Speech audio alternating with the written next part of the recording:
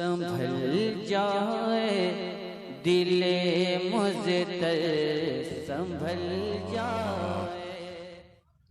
अल्हम्दुलिल्लाहि रब्बिल आलमीन वल्लाक़िबतु लिलमुत्तक़ीन वस्सलातु वस्सलामु अला सय्यिदिना व मौलाना मुहम्मदन काना अलियन फी दरजातिही फातिमन फी तत्हीरातिही हसनन फी सिफातिही शहीदन फी तजल्लियातिही व अला आलिही व अस्हाबिही अजमईन।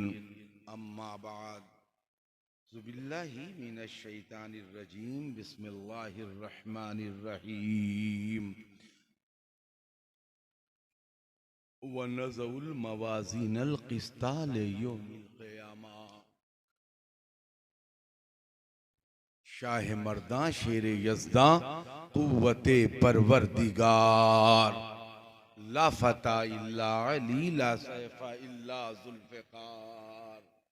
या इलाही ताबूत खुर्शीदो माही चिरागे चिश्तियां रा रोशनाई गौसे आज़म बमने बेसरो सामा मददे क़िबले दीन मददे काबे ईमा मददे नबी कौनैन सरवर आलम सल्लल्लाहु ताला अलैहि वसल्लम की बारगाह में हदिया दुरूद पेश करें और पढ़ें अल्लाहुम्मा सल्ली अला सय्यिदना मौलाना मुहम्मदिन फिल अरवा वाला जस्दही फिल अजसाद वाला कब्रही फिल क़ुबूर वाला आलिही वसहबिही मुबारक वसल्लम।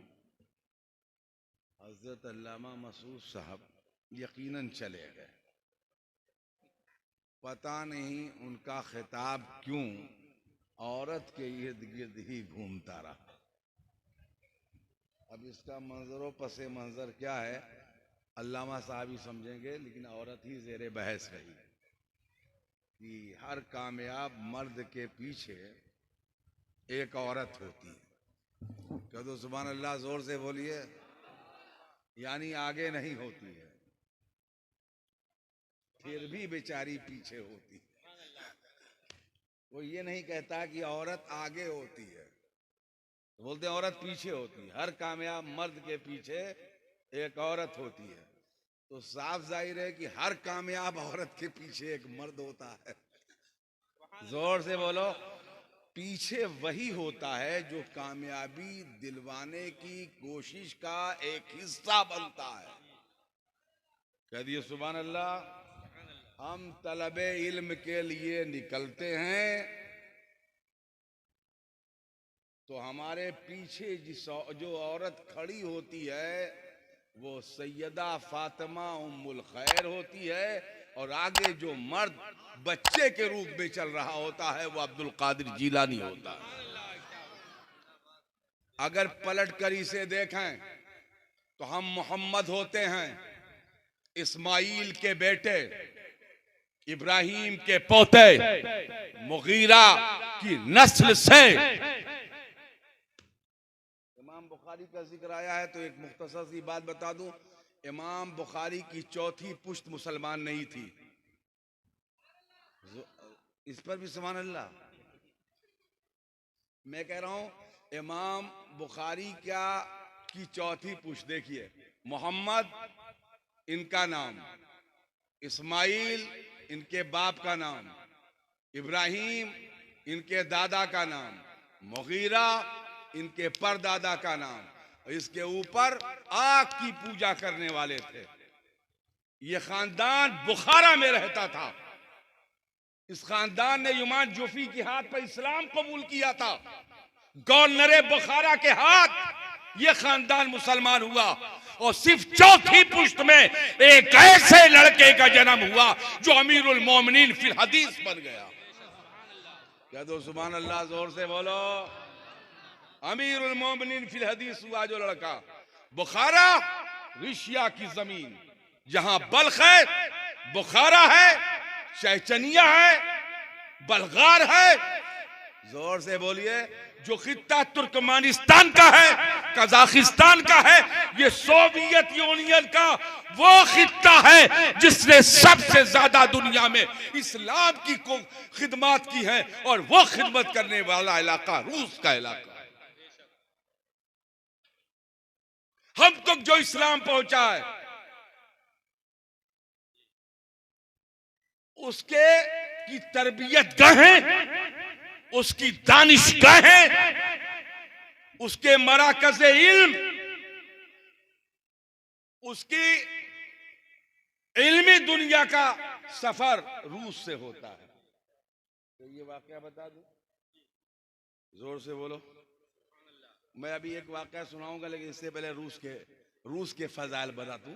जमीन रूस की जमीन की अहमियत क्या है। रूस की जमीन पर एक कब्रिस्तान है, जिस कब्रिस्तान में 999 कब्रें हैं। जोर से बोलिए, कस के बोलो, कितनी कब्रें हैं। और इन ये सब कब्रें मुहद्दिसीन की कब्रें हैं। पूरे भारत में एक कब्रिस्तान ऐसा है, बोलो। दिल्ली, लुधियाना, पंजाब, अमृतसर, मराकिज़ इल्म का नाम ले रहा हूं। फिर उसके बाद पूरे भारत में एक कब्रिस्तान ऐसा बताओ जिसमें 999 ऐसी कब्रें हों जो मुहद्दिसीन की हों।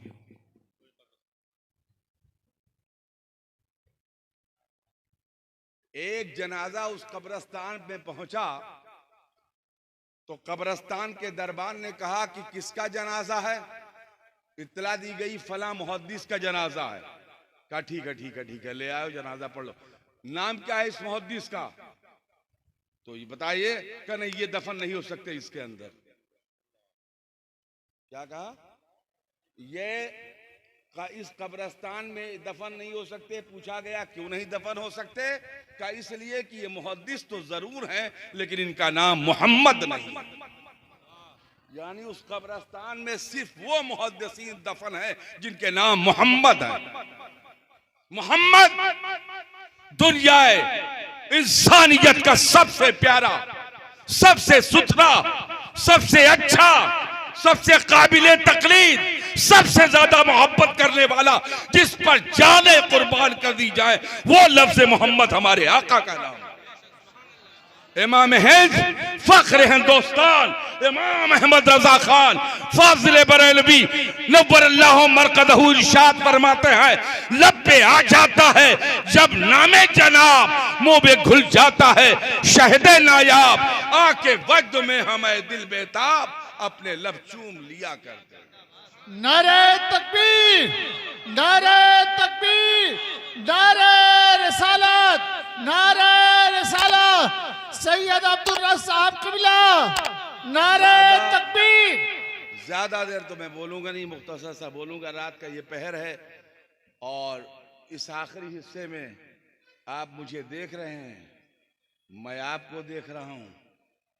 आप सुना नहीं सकते, मैं आपसे सुन नहीं सकता। मैं सुना रहा हूं, आप सुन लीजिए।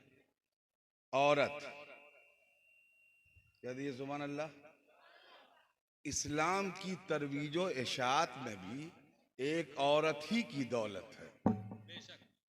उसी औरत का इल्म है, उसी औरत का अमल है, उसी औरत का खून है, उसी औरत की पारसाई है, उसी औरत की दीनदारी है, उसी औरत की वज़ादारी है, उसी औरत का तवाज़ो है, उसी औरत की इनकिसारी है, उसी औरत का इखलाक है, उसी औरत का इखलास है। ये औरत सैयदा खदीजतुल कुबरा उम्मुल मोमिनीन की जात है। सुभान अल्लाह, सुभान अल्लाह। बात समझ में आ रही है? जोर से बोलिए, जोर से बोलिए। हर औरत ने जो हुजूर की जिंदगी में बहैसियत बीवी आई, उसने हुजूर से पढ़ा है, उसने हुजूर से तालीम लिया है। अलावा इसके कि ये तालीम याफ्ता हुजूर की खिदमत में हाजिर हुई। अरे बोलो जल्दी से बोलो सुभान अल्लाह। सुभान अल्लाह कोई सुभान तकरीर अल्लाह। नहीं, गुजरी हुई तकरीर किसे एक वरक एहतियातन ले लिया है और खिताब का वक्त नहीं है। मुझे दुआया खिताब के लिए आना था। इन्होंने अपने शौहर का इंतखाब हुजूर के नाम पर खुद किया है, हुजूर को खुद पसंद किया है, हुजूर की तरफ खुद रिश्ता भिजवाया है और हुजूर के साथ खुद शादी की है। ये उस जमाने में अरबों नहीं खरबों की मालिक थी। मक्का नहीं पूरे अरब की सबसे ज्यादा दौलतमंद खातून का नाम खदीजतुल कुबरा है। जब हुजूर ने ऐलान नबूवत नहीं किया था, हुजूर ने के ऐलान नबूवत से 15 साल पहले जिस औरत ने हुजूर को इस रूप में पहचाना कि यही जात इस उम्मत की आखिरी नबी होगी, इस उम्मत के नबी होंगे और नबियों में आखिरी होंगे, वो जात सैयदा खदीजतुल कुबरा की जात। बात समझ में आ रही कि नहीं आ रही? बोली जल्दी से। देखिए इन्होंने कुरान हिफ्ज किया, ये कुरान जो हिफ्ज किया है इसकी सनद इनको दी गई है ना। इस किताब की फजीलत ये है कि ये किताब अपने बारे में खुद कहती है, वलौ अंज़लना हाज़ल कुरान अला जबल लरायतहु खाशियम मुतसद्दियम मिन खशियतिल्लाह। अगर ये कुरान पहाड़ पर नाजिल किया जाता, बोलो जल्दी से और कस के बोलिए।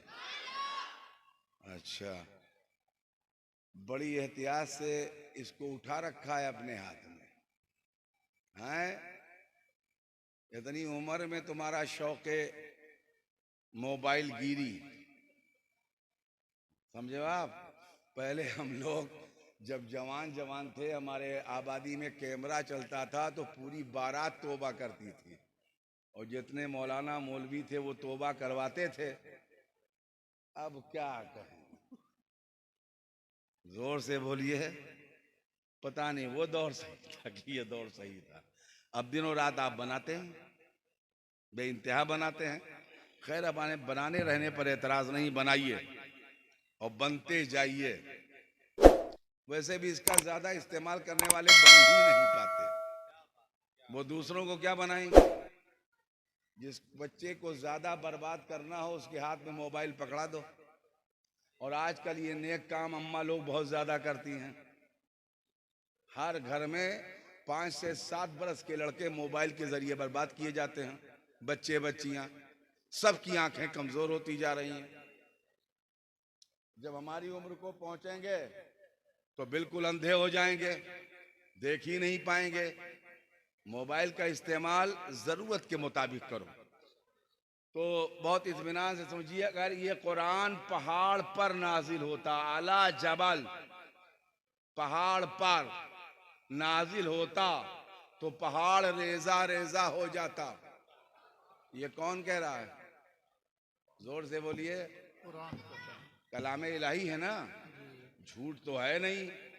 लेकिन ये नाजिल कहां हुआ? पहाड़ ही पर। कस के बोलिए। पहाड़ ही पर नाजिल हुआ। ये दस्तारे हिफ्ज जिस किताब की दी जा रही है, ये पहाड़ पर उतरा। या ना सहरा में उतरा, ना बेयाबान में उतरा, ना मैदान में उतरा, ना समंदर में नाजिल हुआ। ये नाजिल हुआ तो पहाड़ पर। वलौ अंज़लना हाज़ल कुरान अला जबल, अगर हम कुरान को नाजिल करते पहाड़ पर, खाशियम मुतसद्दियम मिन खशियतिल्लाह, ये रेजा रेजा हो जाता खशियत इलाही से। जैसे बालू, यानी पहाड़ बालू के ढेर में तब्दील हो जाता अगर ये पहाड़ पर उतरता। लेकिन अज़मत रिसालत माप देखो, रसूल करीम की क़ुव्वत देखो, सरकार की हिम्मत देखो, सरकार की ताकत देखो। सरकार पहाड़ पर थे और कुरान पहाड़ पर नाजिल हो रहा था। सुभान अल्लाह सुभान वो अल्लाह। सरकार की बरकत सरकार की सलामती की बात ना करो। सरकार की सलामती, सरकार की बरकत से जबल यानी पहाड़ खुद सलामत रहा।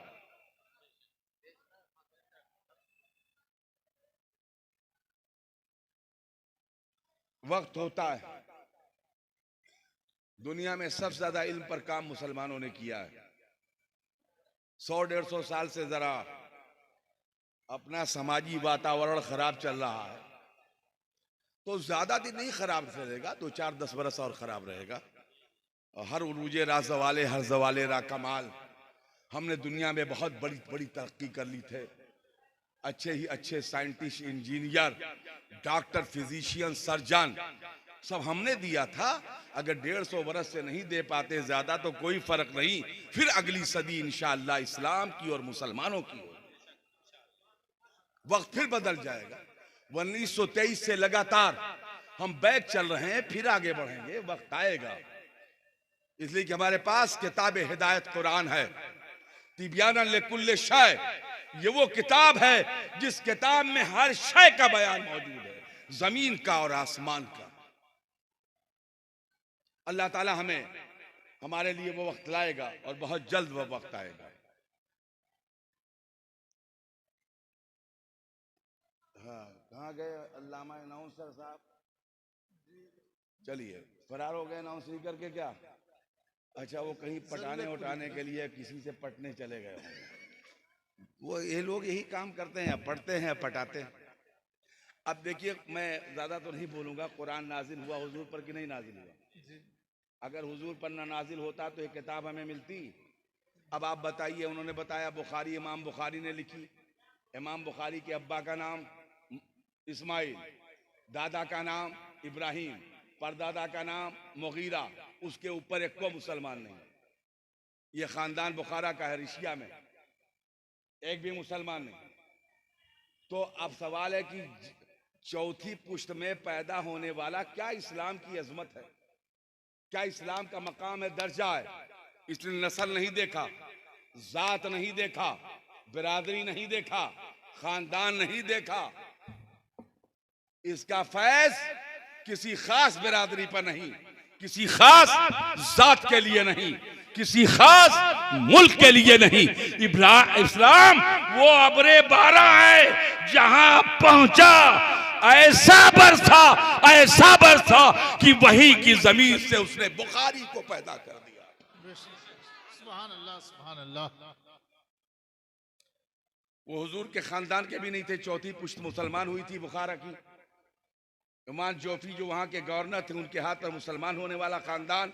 इस खानदान में 4 साल पुश्त के बाद एक ऐसा लड़का पैदा हुआ जिसकी मजार का एरिया ताजमहल से बड़ा हो, जिसके मजार की इमारत में कई ताजमहल गायब हो जाएं भारत के,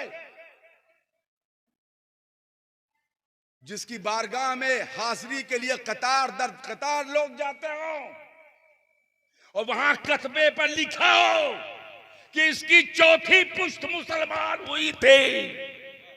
ये आग की पूजा करने वाले खानदान का बेटा था, लेकिन जब इस्लाम के दामन में आया, इस्लाम को इसने कबूल किया, तो इस्लाम ने ये मर्तबा दिया कि इसकी लिखी हुई किताब कुरान के बाद सबसे मोतबर किताब करार दी। बेशक, सुभान अल्लाह, सुभान अल्लाह। ये इस्लाम का फैजान है। इस्लाम को समझना चाहते हो? मारूफ करखी जो क्रिश्चियन थे, कन्वर्ट होके मुसलमान हुए, आज पूरे सिलसिले कादरिया के दादा पीर हैं। वाह, अरे बोलो जल्दी से सुभान अल्लाह।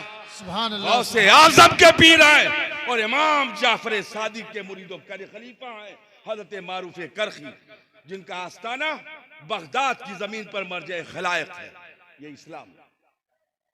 वलो अंज़लना हाज़ल कुरान, हर किताब लिखी गई है, लेकिन कुरान को नबी ने लिखा नहीं। नबी पहाड़ पर थे, फरिश्ता, बहुत सलीस जुबान में बोलेंगे, फरिश्ता जिसे जिब्राइल कहते हैं, पहाड़ पर नबी के पास आया। और खड़ा हुआ। उसने नबी से कहा कुरान की पहली सूरत, नबी से कहा पहली आयत, नबी से कहा इकरा, इसमें लफ्ज़ इकरा है का इकरा मतलब आप पढ़िए। जोर से बोलो, जल्दी से बोलो, कस के बोलो। क्या कहा? इकरा, पढ़िए। तो जब फरिश्ते ने नबी से कहा पढ़िए तो आप भी पढ़िए। जोर से बोलिए। 40 साल का नबी, एक 40 साल मक्का के सरदार का बेटा, पूरा खानदान तालीम याफ्ता, बीवी भी तालीम याफ्ता, लेकिन इस पैगंबर ने न किसी मकतब में पढ़ा, न यूनिवर्सिटी में पढ़ा, न कॉलेज में पढ़ा। इनका चचा अबू तालिब नहीं कह सकता मोहम्मद को मैंने पढ़ाया, अबुल हिकम नहीं कह सकता मोहम्मद को मैंने पढ़ाया, खानदान कुरैश में कोई नहीं कह सकता मैंने मोहम्मद को पढ़ाया। पूरे मक्का में न इनकी फुफिया, न इनकी खाला, न इनके चचा, न इनके खालू, न इनके मामू, न इनके नाना, कोई नहीं कह सकता मैंने मोहम्मद को पढ़ाया। क्या मौजिज़ा है जिसे दुनिया में किसी ने नहीं पढ़ाया, उसने पूरी दुनिया को पढ़ाया। सुभान अल्लाह, सुभान अल्लाह। कह दिए सुभान अल्लाह। बात हैरत की है कि नहीं? किसी से पढ़ा नहीं, कुरान जैसी किताब दे दिया।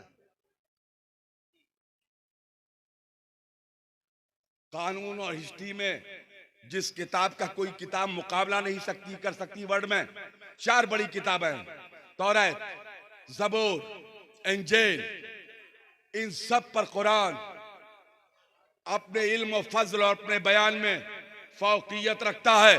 कुरान वो किताब है जो इसे पढ़ लेता है वो साहिब ईमान। बेशक, सुभान अल्लाह, सुभान अल्लाह। तो नहीं ज्यादा हो रहा है जी।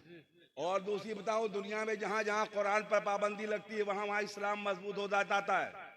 गम में आने की जरूरत नहीं, इसका तजर्बा रूस में हो चुका है। रूस में 75 साल कुरान पर पाबंदी लगी और 75 साल के अंदर पूरा रूस ही हाफिज कुरान हो गया। आज रशिया दुनिया का वाहिद मुल्क है जिसका 10 साल का बच्चा भी हाफिज कुरान है। सुभान अल्लाह। क्योंकि वहां पर कुरान पर पाबंदी लगाई गई थी। तो जब कुरान किताब इलाही कागज की किताबों में दस्तयाब न हुआ तो रशिया के मुसलमानों ने उसे अपने सीने में महफूज कर लिया। सुभान अल्लाह, सुभान अल्लाह। दुनिया का वाहिद मुल्क, और ये सीने पर के लिए नाजिल ही हुआ है। वलो अंज़लना हाज़ल कुरान अला जबल, पैगंबर थे, फरिश्ता आया ही कुरान उसे कहा इक़रा पढ़िए। हुजूर ने फरमाया हम नहीं पढ़ते। तुम कौन हो हमें पढ़ाने वाले? हमको तो हमारे चचा ने नहीं पढ़ाया और हमको हमारे दादा ने नहीं पढ़ाया, हमको हमारे मामू ने नहीं पढ़ाया और हमको हमारे नाना ने नहीं पढ़ाया। आज तक हमने सुना नहीं किसी ने हमसे कहा हो पढ़िए, और तुम आ गए हमें पढ़ाने। इक़रा पढ़िए, हम नहीं पढ़ते। इक़रा पढ़िए, हम नहीं पढ़ते। अरे पढ़िए, अपने रब का नाम लेकर पढ़िए। सुभान अल्लाह, सुभान अल्लाह। इक़रा बिस्मि रब्बिकल लज़ी, जैसे फरिश्ते ने कहा बिस्मि रब्बिक, हुजूर ने पढ़ा। सुभान अल्लाह। सुभान अल्लाह, जोर से बोलिए।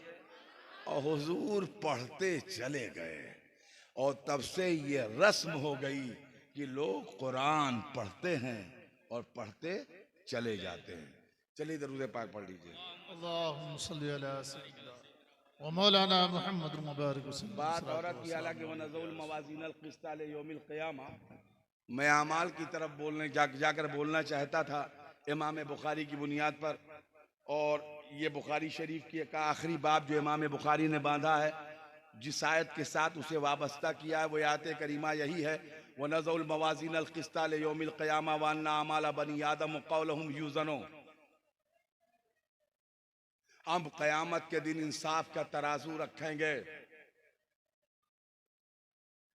और बनी आदम के अमाल जो वो करते हैं, वो क़ौलहुम और जो बोलते हैं, यूज़नो उसका वजन करेंगे कि क्या क्या करके दुनिया से आए हो। तुम्हारा हर अमल क़यामत के दिन तौलेंगे। कितना मोबाइल चलाया है ये भी तौला जाएगा, और कितना मोबाइल देखा है ये भी तौला जाएगा, कितना मोबाइल दिखलाया है ये भी तौला जाएगा, झूठ कितना बोला है तौला जाएगा,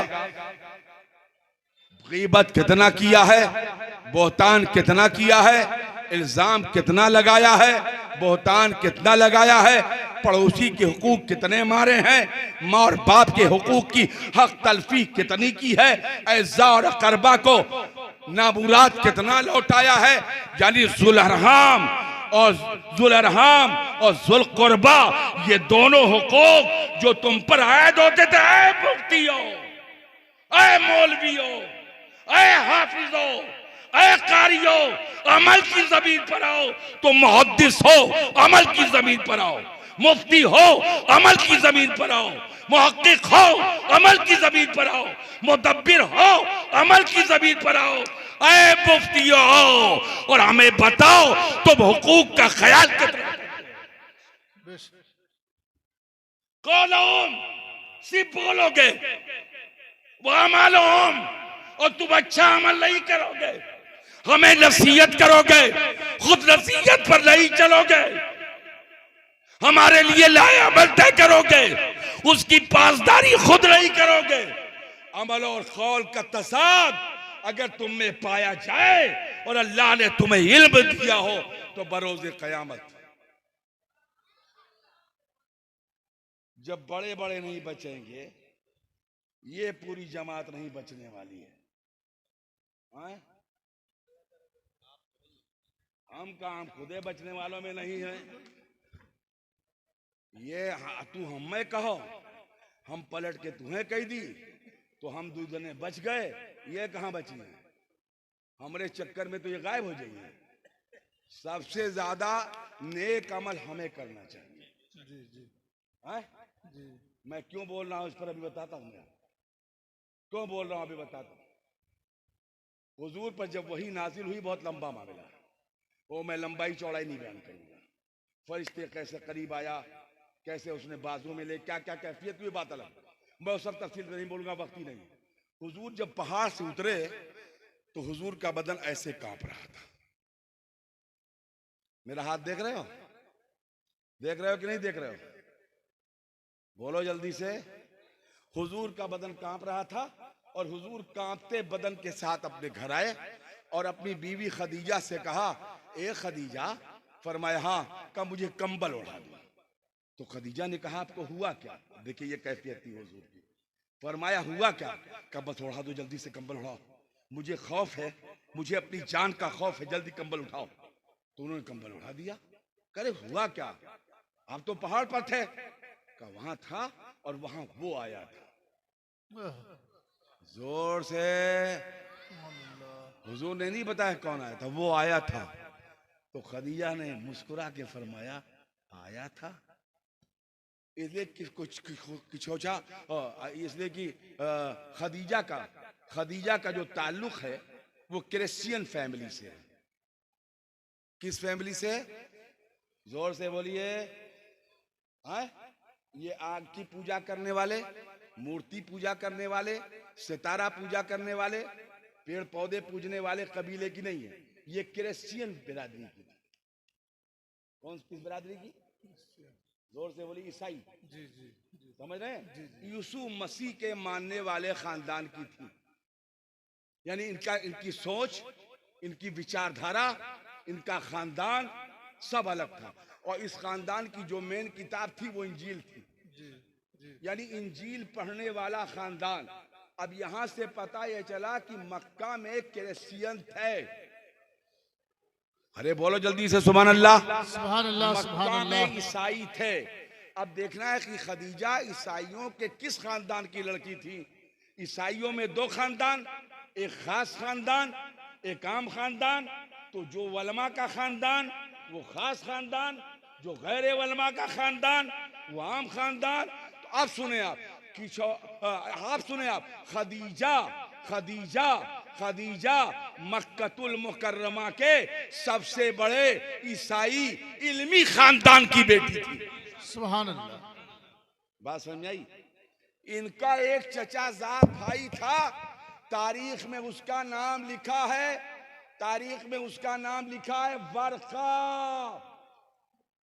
वर्का इतना काबिल था कि उसने इंजील को, जो इब्बो भाषा में होती है, इब्बो भाषा बनी इस्राइल की भाषा में थी, उसका तर्जमा अरबी लैंग्वेज में किया था। अरे जोर से बोलिए सुभान अल्लाह। अब यहां पर रुकिए और ठहरिए। खदीजा से जब आपने जिक्र किया तो आपने कहा तफसील बताइए, तो आपने बताया मैंने उसे देखा, कहा तब, कहा उसने मुझसे कहा इकरा, कहा तब, कहा मैंने ऐसा कहा, फिर कहा इकरा, मैंने ये कहा, फिर कहा इकरा, फिर उसने कहा रब्बिकल लज़ी, तो मैंने पढ़ा, उसने मुझे यूं किया, कहा अच्छा तो आप क्या कहते हैं, कहा मुझे अपनी जान का खौफ है, कहा गम न कीजिए, गौर कीजिए, ला ताहज़न, कभी मौलाना साहब गौर कियो, ला ताहज़न, जोन दिन तूरी बीवी तू से कह दे कि मौलाना ला ताहज़न, समझ लो तू कामयाब हो गयो न गयो काम से। जी जी जी। अब औरत ही का मामला है कि हर कामयाब मर्द के पीछे औरत खड़ी है, तो तूरी कामयाबी पीछे क्या खड़ा है? जी जी। तो आज सर्विस खड़ी है, बीवी खड़ी है, तो जिस दिन वो कह दे तू उसे ला ताहज़न मौलाना गम ना करो, तो समझ लियो कि कुछ कामयाब भयो। अब देखो हुजूर की बीवी क्या फरमाती है, ला ताहज़न, अरे गम ना करें आप, कुछ नहीं होगा आपको, आप तो गरीबों को खाना खिलाते हैं। हाय हाय हाय, कह दिए सुभान अल्लाह, सुभान अल्लाह, सुभान तो अल्लाह, गरीबों को खाना खिलाया करो। सुभान आपके अल्लाह। पैगंबर की जिंदगी ऐलान नबूवत से पहले बेवाओं का बोझ उठाना, यतीम बच्चों का ख्याल करना, जोर से बोलो सुभान अहले अल्लाह, क़राबा, सुभान अल्लाह। चाचा, मामू, नाना, दादा दादी, फूफियां, इन सब का ख्याल करना, जुल अरहाम, भाइयों का ख्याल करना, हक अदा करते हो पता नहीं, और बहनों का हक अदा करते हो। हर कामयाब और मर्द के पीछे एक औरत है, अदा करते हो, अल्लाह ही समझे। तो भाइयों का हक अदा करना, बहनों का हक अदा करना, तो सुभान अल्लाह, जोर से बोलो सुभान अल्लाह, सुभान जोर अल्लाह। से बोलिए। दुनिया का कोई मौलवी, चाहे मुफस्सिर हो, मुहद्दिस हो, मुहक्किक हो, मुतब्बिर हो, दानिश्वर हो, कुछ भी हो जाए, नबी के बराबर नहीं हो सकता। बेशक। जोर से बोलिए। तो मुत्तबे नबी जो होगा वही हमारी दुनिया में मौलवी के साथ वली होगा। जो नबी के तरीके पर चलने वाला होगा वही हमारी मोहब्बतों का मरकज होगा। सिर्फ मुहद्दिस और मुफ्ती बनने से काम नहीं चलेगा। रिश्तों की दुनिया में कौन कितना पाबंदे सुन्नत है ये देखा जाएगा, सिर्फ नमाज नहीं देखी जाएगी। बेशक, सुभान अल्लाह, सुभान अल्लाह। कि वो नमाज पढ़ता था कि नहीं, ये देखा जाएगा कि माँ के साथ उसका हुस्न सलूक क्या था, बेशक। भाइयों के साथ उसका रिश्ता क्या था, भतीजों के साथ उसका ताल्लुक क्या था, भांजी और भांजी के साथ उसके अखलाक का आदब क्या था, अपने पड़ोसियों के साथ वो कैसा था। बेशक, सुभान अल्लाह। का गम न करे आप, कुछ नहीं होगा आपको। आप रिश्तों का ख्याल करते हैं, ये मामूली लफ्ज़ है, जोर से बोलिए। यानी पीर साहब होना और है, एक से एक खुर्राट पीर है मार्केट में, वह पहले अपनी बख्शिश करवा लें इस दौर में, वो हमारी क्या करवाएंगे। ये दौर अजीब दौर है, हम गुजरे हुए अहद के पीर लोग नहीं हैं, इस अहद के हैं।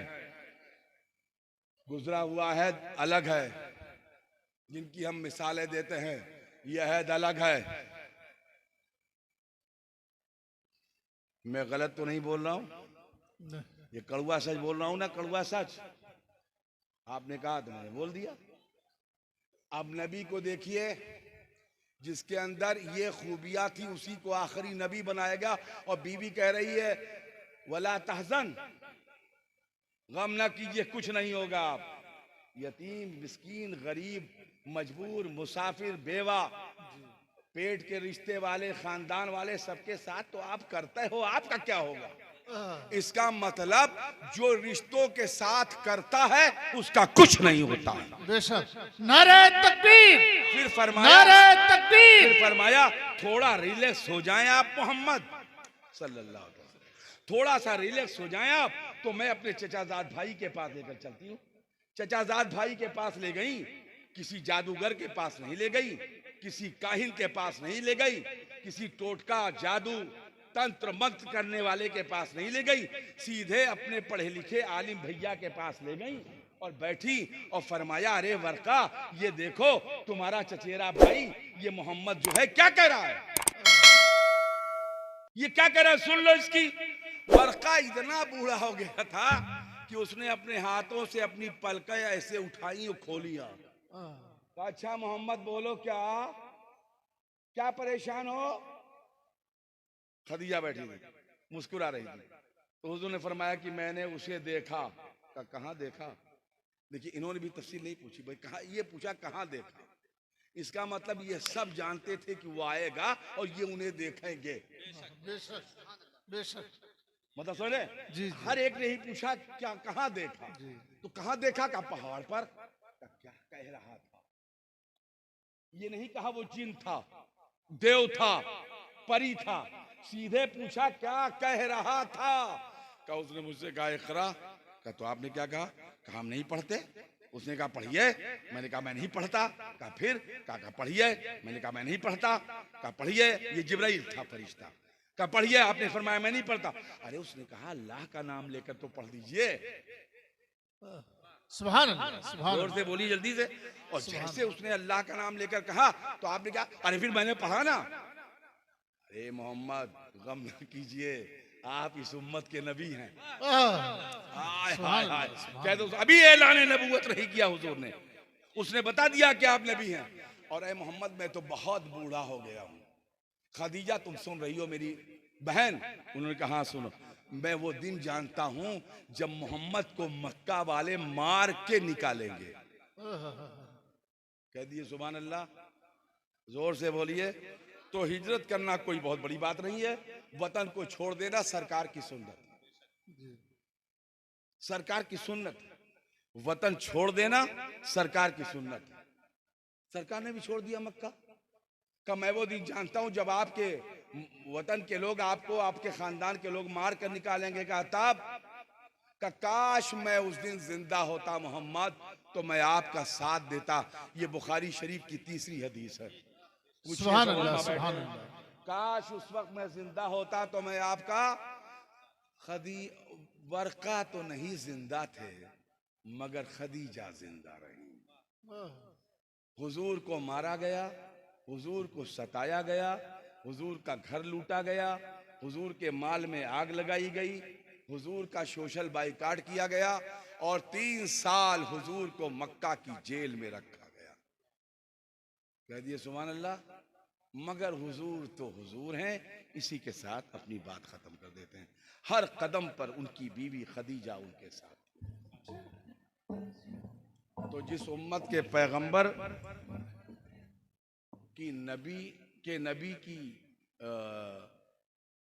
बीवी, पैगंबर की बीवी उसके साथ थी, तो साफ जाहिर है उस उम्मत के उम्मतियों की बीवियों को भी अपने नेक, पारसा, दीनदार, परहेजगार, आलिम सिफत शौहरों के साथ दीन के रास्ते पर पामर्दी के साथ, इस्तिकामत के साथ, हौसले के साथ, ईसार के साथ, दीनदारी के साथ कायम रहना चाहिए।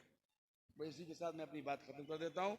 ये थोड़ा सा खिताब मैंने खिताब नहीं किया है, हालांकि मैं तो खतीब हूँ, खतीब आज़म हूँ, तो मैं बोल सकता हूँ, लेकिन मैंने खिताब नहीं किया है। मुख्तसर सी मैंने नसीहत कर दी है और बस नसीहत कर दी है। अल्लाह ताला इसे कबूल फरमाए।